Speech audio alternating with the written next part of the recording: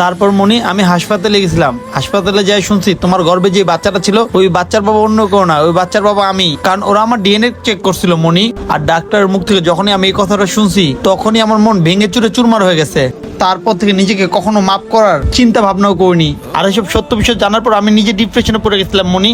আর আমি কিভাবে তোমার সামনে যেতাম মনে নাই? সেদিনকে আমি তোমাকে কতটা না অপমান করছি। আমি তোমাকে খারাপ মেয়ে বলে অনেক অপমান এবং কি অনেক কথা বলছি মনি। আরে নয়ন, যখন তুমি আমার উপরে মিথ্যা দোষারোপ দিলা তখন কি তোমার মনে বিবেক একটু বাধা দিল না? আমি কিভাবে সমাজ চলাফেরা করব, আমি আমার বাচ্চাটা কিভাবে মানুষ করব?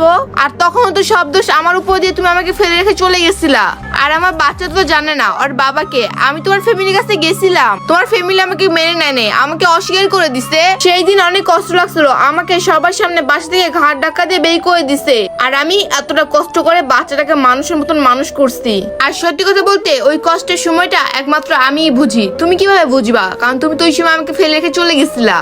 মনি তুমি আমাকে মাফ করে দাও। আমি যে অন্যায়গুলো তোমার সাথে করছি সবগুলো তুমি আমাকে মাফ করে দাও। তুমি আমার বাচ্চার কাছে আমাকে নিয়ে যাও, আমি ওর সাথে দেখা করতে চাই।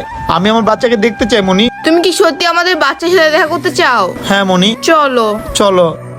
বন্ধুরা, সম্পর্কের ভিতরে বিশ্বাস না থাকলে সেই সম্পর্ক কখনো টিকে না। তাই সম্পর্কে সবসময় বিশ্বাস রাখবেন। আর এই ভিডিওটা আপনাদের কাছে একটু ভালো লেগে থাকলে অবশ্যই টাইমলাইনে পাঠিয়ে দিবেন। ধন্যবাদ সবাইকে ভিডিও দেখার জন্য। নতুন কেউ থাকলে অবশ্যই আমাদের লাইক শেয়ার কমেন্টস করতে ভুলবেন না।